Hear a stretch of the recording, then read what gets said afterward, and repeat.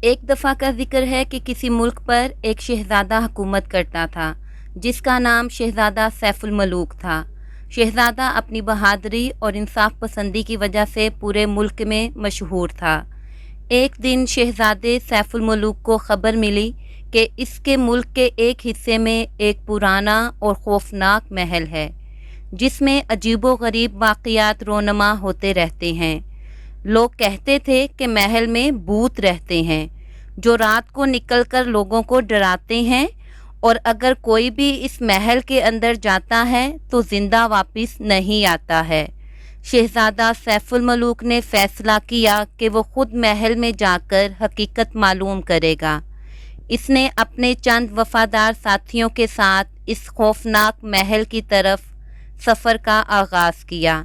جب وہ محل میں پہنچے تو شام ہو چکی تھی اور اندھیرا چھانے لگا تھا۔ محل بہت بڑا اور خستہ حال تھا۔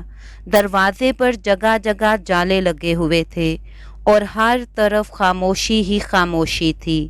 شہزادہ سیف الملوک نے اپنے ساتھیوں سے کہا کہ ہمیں اندر جانا چاہیے اور دیکھنا چاہیے کہ یہ بھوتوں کی کہانی کتنی سچی ہے۔ جیسے ہی وہ محل کے اندر داخل ہوئے، دروازہ زور سے بند ہو گیا اور ہر طرف گپ اندھیرا چھا گیا۔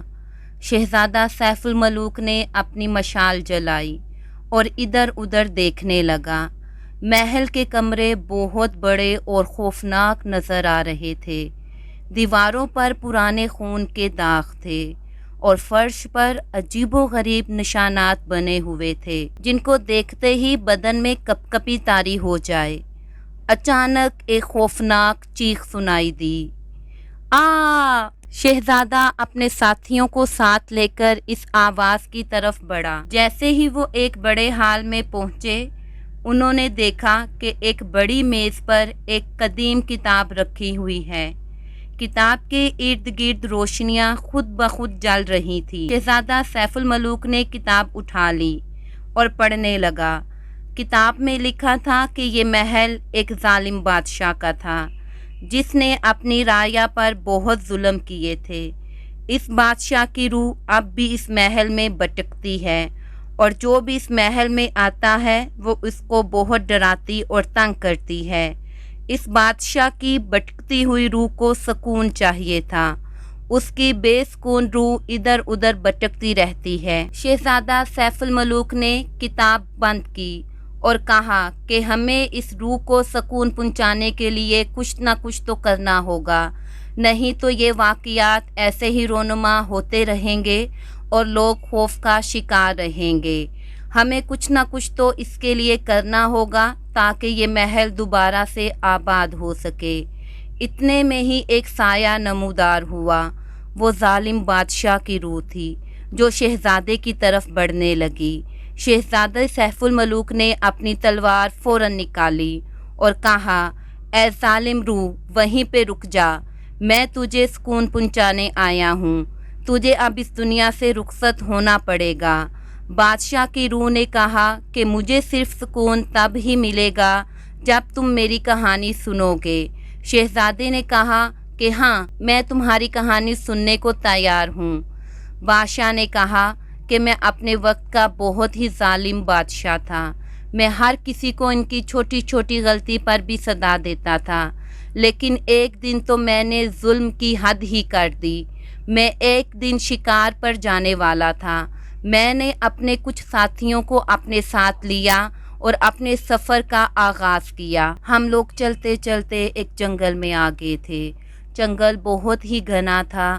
اچانک ہی میرے گھوڑے کے سامنے ایک چھوٹا سا بچہ پتہ نہیں کہاں سے بھاگتا ہوا آ گیا، جس کی وجہ سے مجھے اپنے گھوڑے کی لگامیں کھینچنی پڑی۔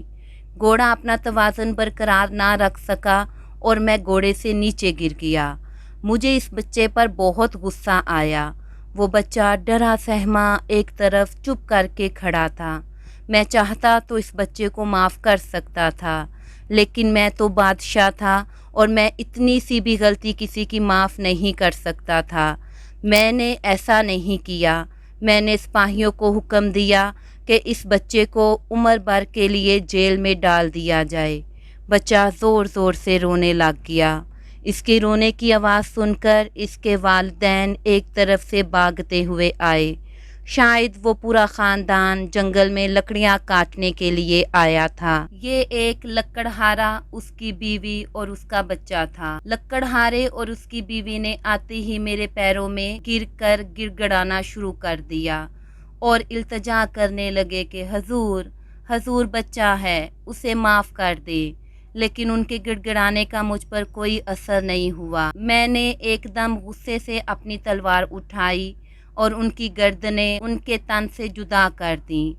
میں نے بچے کے کیے کی سزا اس کے والدین کو دے دی۔ بچہ یہ دیکھ کر خوف سے جنگل میں ایک طرف بھاگ گیا۔ میں نے اور میرے سپاہیوں نے اس کا پیچھا کیا، لیکن وہ ہمیں کہیں نہ ملا۔ اس کے تھوڑے عرصے بعد میں مر گیا، لیکن میری روح کو سکون نصیب نہیں ہوا۔ میری روح اب بھی اسی طرح بھٹکتی پھر رہی ہے، اور لوگ جو آوازیں سنتے ہیں اور سایہ دیکھتے ہیں وہ میں ہوں۔ مجھے سکون اس وقت ملے گا جب وہ بچہ مجھے معاف کر دے گا۔ بادشاہ کی روح بہت شرمندہ تھی۔ اتنا بول کر بادشاہ نے اونچا اونچا رونا شروع کر دیا۔ شہزادے نے اپنے سپاہیوں کو حکم دیا کہ اس بچے کو تلاش کیا جائے اور اسے اس محل میں لایا جائے۔ کافی کوشش کے بعد شہزادے کے سپاہیوں نے اس بچے کو ڈھونڈ نکالا اور اس بچے کو اس خونی محل میں لے کر آ گئے۔ بچہ جو کہ اب بڑا ہو چکا تھا، جیسے ہی کمرے میں داخل ہوا، بادشاہ کی روح نے اسے پہچان لیا۔ وہ بچہ بھی بادشاہ کو پہچان چکا تھا۔